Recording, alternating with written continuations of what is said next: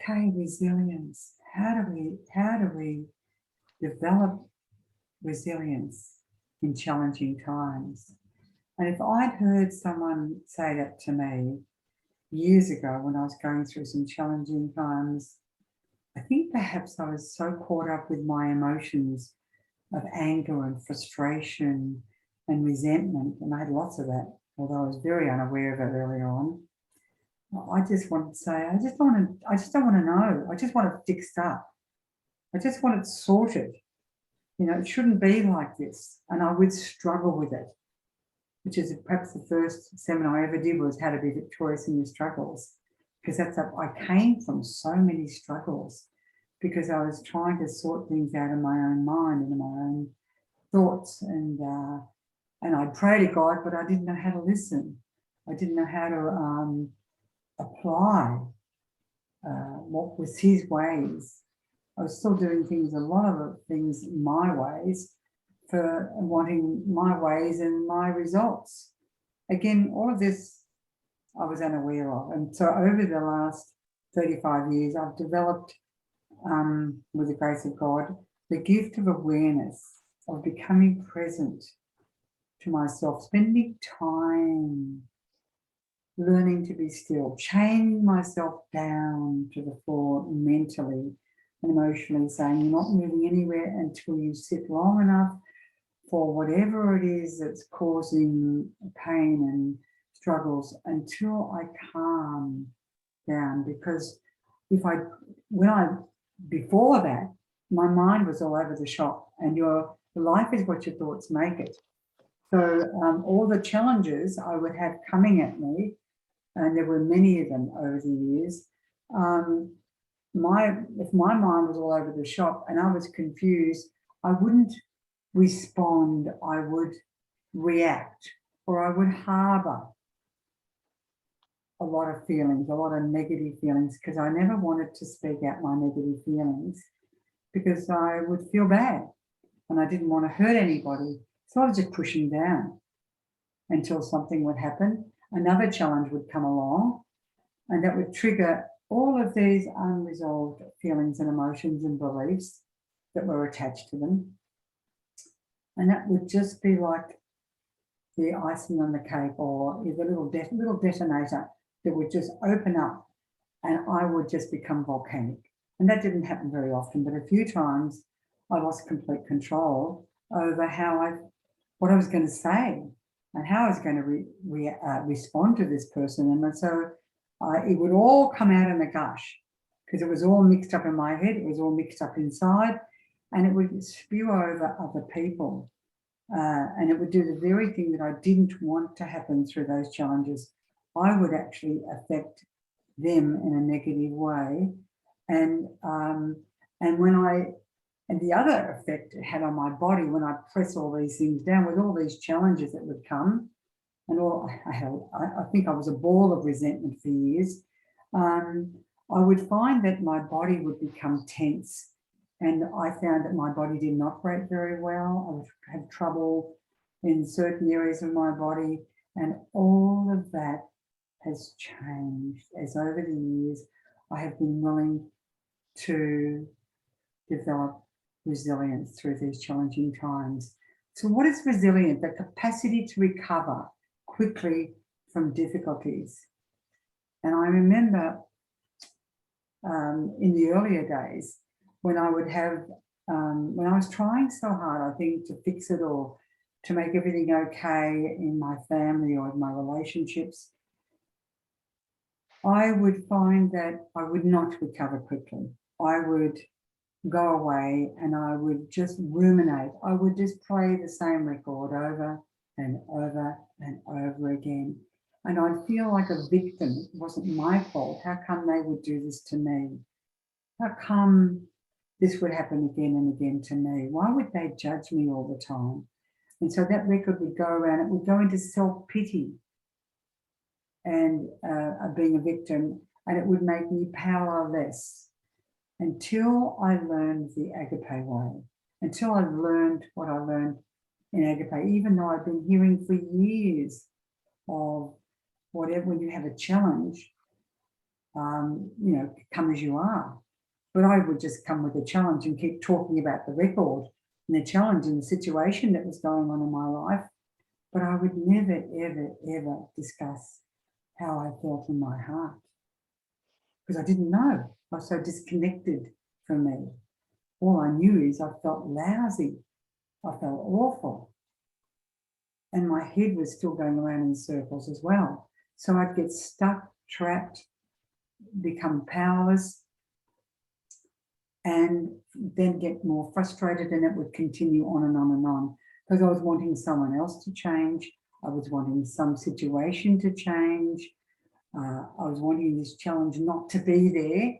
So I was having trouble even just accepting the challenge. So when I finally learned, the key was to accept the challenge, to accept, and it took so long, to actually acknowledge and accept the challenge, the situation, the person, drama at home as a child, drama with children being almost dying on me throughout my family life, relationship situations where I felt judged a lot of the time. And all of you have gone through various things. Other people go through concentration camps. Other people have limbs not there, and they all have to either they can choose to become a victim, or they can choose to work with what they have. And that's how you develop resilience. It's making a choice. But what do you do when you have a challenge? And this is what I had to learn to do. When that challenge came to me, and I've had lots of little challenges lately, and the same principle applies, I've learned, from little challenges or big challenges, when you feel like your child's going to die, or your relationship's going to break down, or somebody's really ill and you don't know what's going to happen, and you feel so powerless. I've realized it's the same principle in all circumstances. Whenever you feel off center, whenever you feel a lack of joy or peace, whenever you feel challenged and it's actually affecting how you feel in a negative way, we have the wonderful opportunity now, we realise, that is so effective. Otherwise, we wouldn't have been doing this for 22 years. To actually come and ask Spirit, the wonderful counsellor, to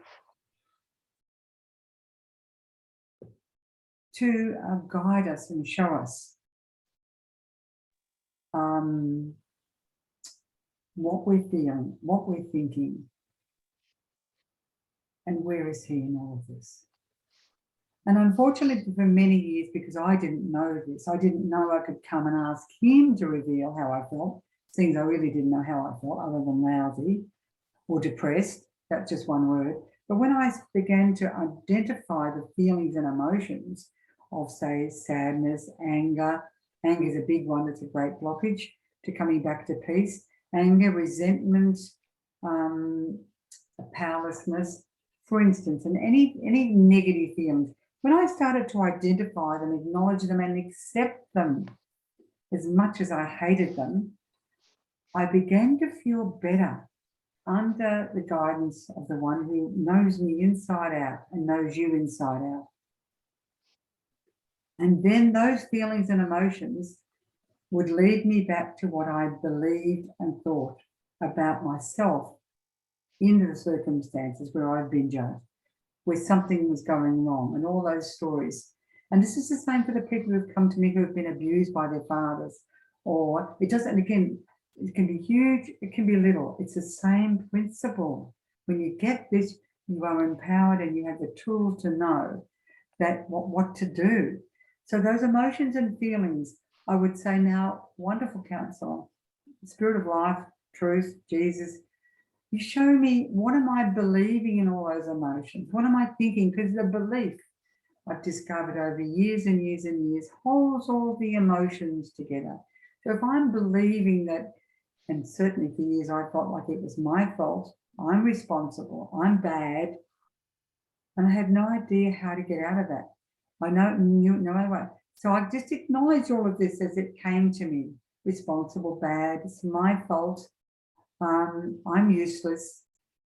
It'll never change. I acknowledged all that in all of these circumstances, and it can be slightly different when people have been abused or judged. They feel that they don't exist. They have no voice, no rights, and they feel like they're completely useless. And it seems so dark often in those memories that you just think there's no way out, except I know there is. Now, when it's that bad and you're believing those things and the emotions all come from those beliefs, often we go into judging, condemning others. We just sling out the same judgments. As you judge, say, will you be judged? And we go back and forth, or we judge ourselves, hate life, wish we were dead. All of those things are our reaction. Now, part of resilience and growing up and recovering quickly is to recognize and become aware of when we actually begin to wish we were dead, wish we weren't here, hate ourselves, hate other people, resent them. When we start projecting things, or we take on roles of being responsible. Someone said to me recently they become the fixer, and I've taken on being responsible to make it all right in everybody's life. Is that heavy? Whoa, is that heavy? And this applies to every situation. It would come back to that sense of taking on those roles and becoming savior in my own life. It didn't work. The only thing that worked would be me going back, asking the wonderful counsellor and asking him to show me those beliefs, and then letting go of the judgments, condemnations, death wishes, because that just brings a dark shroud over your mind and eyes. You can't see it, you can't operate. It's heavy. All the roles are heavy. But when you're heavy, you're in a role usually, and you need to let them go, renounce them and say sorry. And then you just listen. This is the thing about listening. And the more you do this listening, and Jesus says, if you love me, you will listen to me. How do you know it's his voice? Because over time, as you listen, it lines up with the word of God. And you know that when you listen to him, particularly in these times of challenging, and you haven't bounced back quickly, and you've got stuck in mud, you say to him, well, I feel useless, no good, I'm responsible, it's my fault, I'm bad. What do you say? Wonderful counsellor, Spirit of truth. What is the truth here? And you wait and you listen. And if there are no blockages, then you will experience a light, a presence, a truth. You will hear a voice. You may experience the sense of angels around you. But when you come into that encounter, you actually feel safe, secure. You're not even concerned about whatever the challenge was, whatever the injustice was, whatever the abuse was, because you're in this place where your focus is not even on yourself. You're just in the presence of light and love, where you feel totally secure.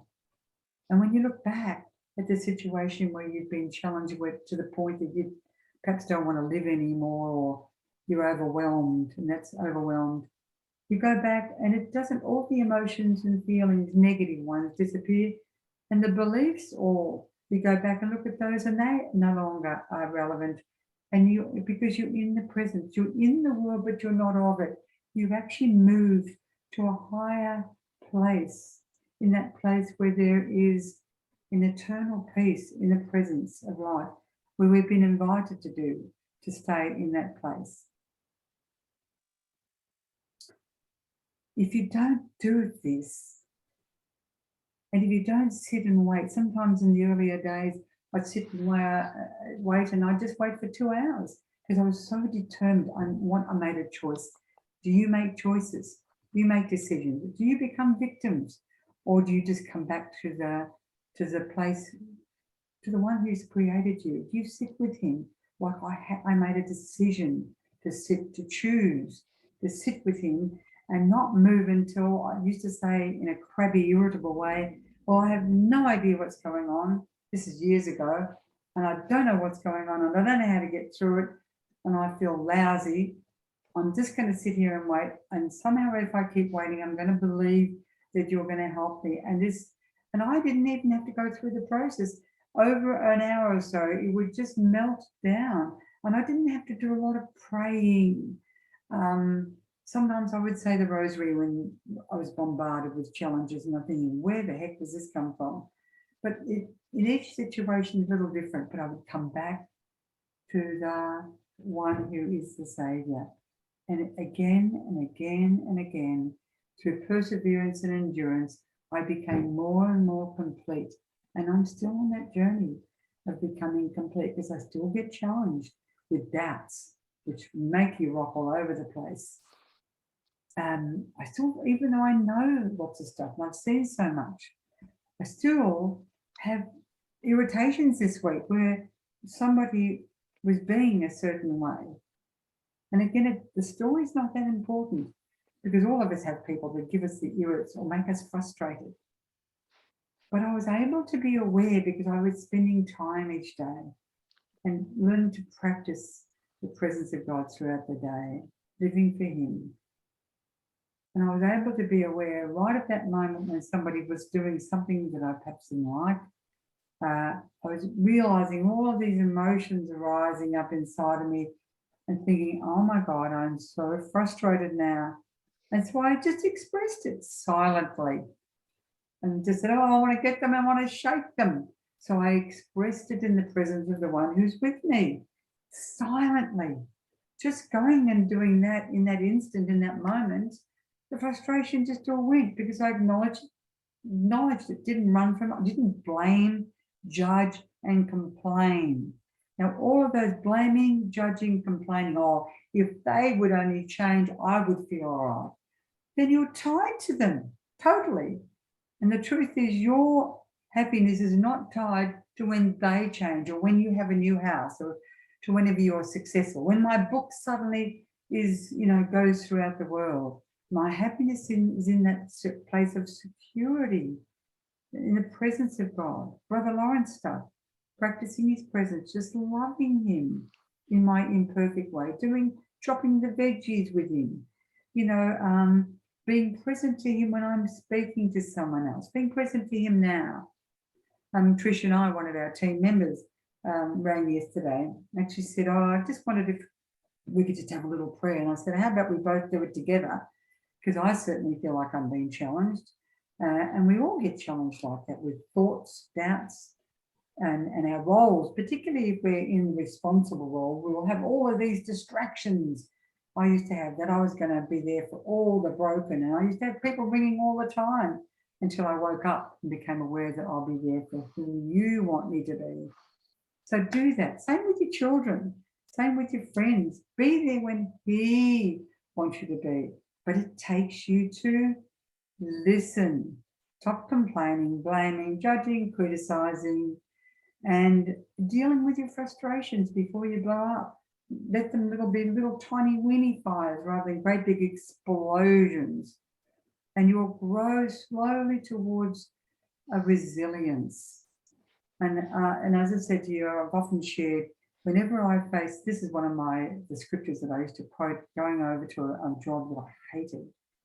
And the people there were appalling, but I had to do it. I knew I was called to go back to help out.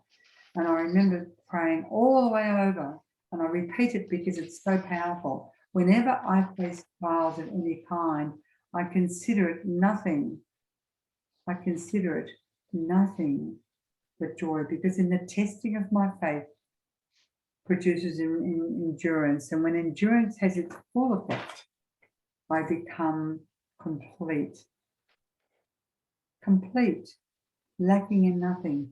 I mentioned before, when people come to those encounters, they feel complete, lacking in nothing, because they're in the presence of the one who has everything.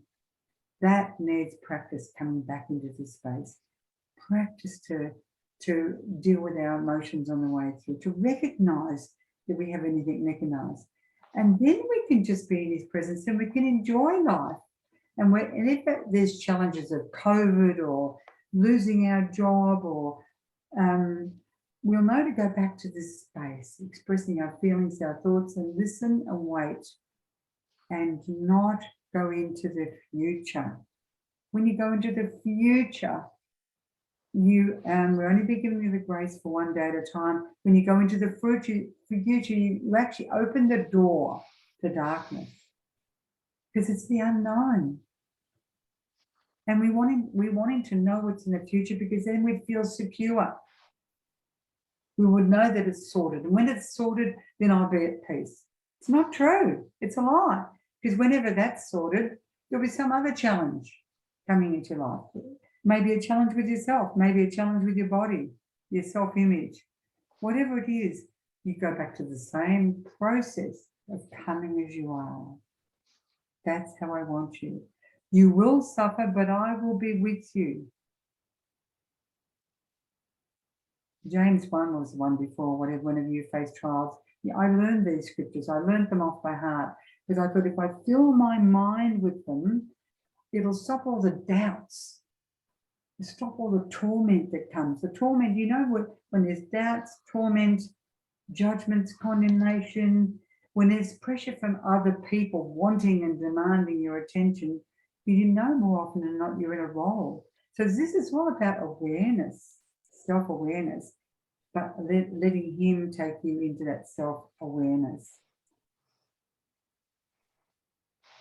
I think, one of the other things I think on a day-to-day basis that develops resilience is looking for what's good in other people, not looking at what's wrong. If we're coming from us feeling wrong, we'll see what's wrong in the other person. Looking for what's right in them, looking at what's right in that situation, looking at what can you do, or should I say what can we do, with the help of the wonderful counsellor. When you do that, wow, what can we do here? If you get nothing, do nothing. If you say, well, I'm thanking you and praising you, which again fills your mind, stopping the doubts and the torments. Thank you for letting me know. In the meantime, I'm just going to love you, and I'm just going to take one moment out of the time. As I said before, he is the I am, and he's in the moment. I just want to finish there because I think that's plenty, but I discover yourself under his guidance. Someone I know was very close to me, was on the edge of taking their lives, and they rang me, and I did exactly what I shared. I asked the wonderful counsellor to show them the feelings, the beliefs, and all the blockages. And of course, there were death wishes there, etc. Death was being attracted. And they had the most amazing, amazing encounter. And yet they went back into their habits, as I have, and we all do, of doing too much, getting so busy as I used to be. Getting so busy, you get exhausted, you get tired, another door that opens it to depression, because you're not respecting and loving your body, yourself. Love your neighbour like you love yourself. First and second commandments is what it's all about. And then whatever your gifts will, they will flow, and you'll be shown the path of life. Thank you for listening. And I hope, just before I go, I'm going to ask the wonderful counsellor to show you what is the one thing he wants you to take from this, what I've said. There's a lot here. I'm just going to ask him to show you. This is a good learning for you to listen. What is the one thing that I have just shared that really speaks to you, that you don't do, that you're being called to do, that's going to build resilience in trials and tribulations, a new way, his way.